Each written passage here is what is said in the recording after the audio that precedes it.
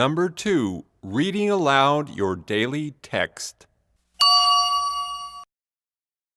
暴风雨。强劲的暴风雨重创了房子，以至于房子的主人非常担心他的房子及自身安危。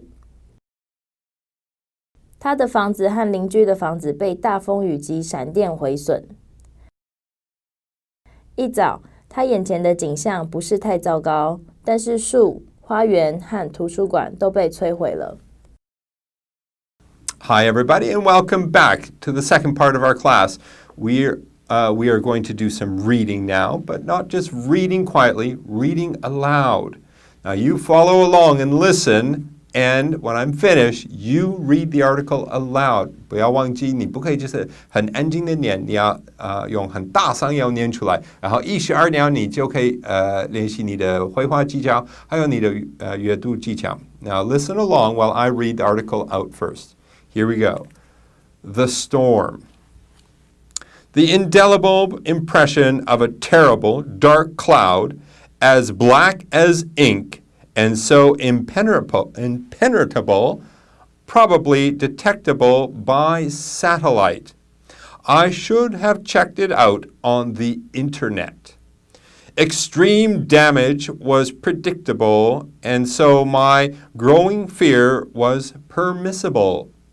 Escape should have been the sensible option because, although my house is not an inconsiderable structure, it is by no means indestructible. Still, I was not unduly uncomfortable staying while the unavoidable maelstrom of the storm engulfed the house and the sizable neighborhood. It hit with an incredible noise, and even the radio, tuned to the weather report, was inaudible.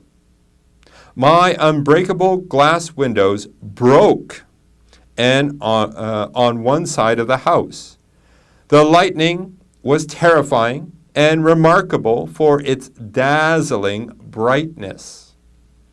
The strength of the rain seemed inexhaustible.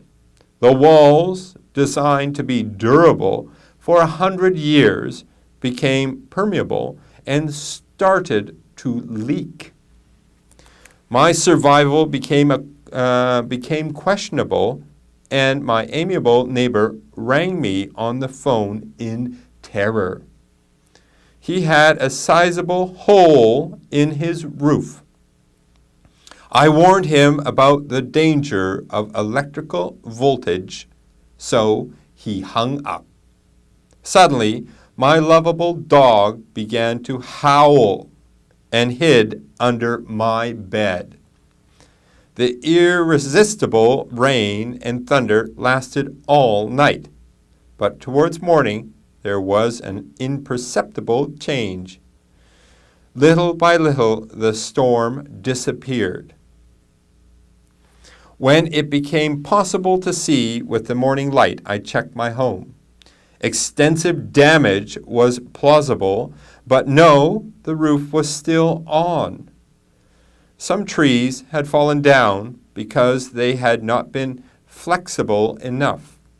The pool was unusable, full of leaves and my pool furniture.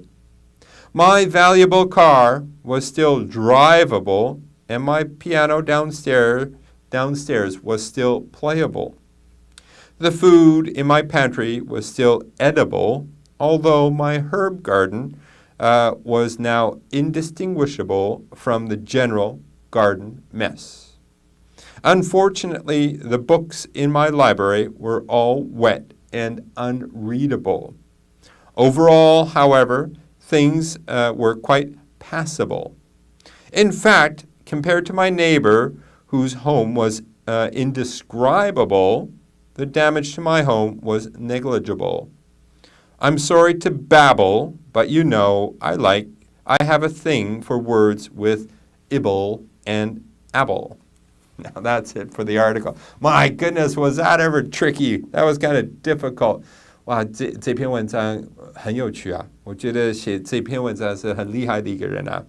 他写什么？是关于那个就是暴风雨啊，就是很大的下雨啦，有大雷啊等等啊一个状况啊。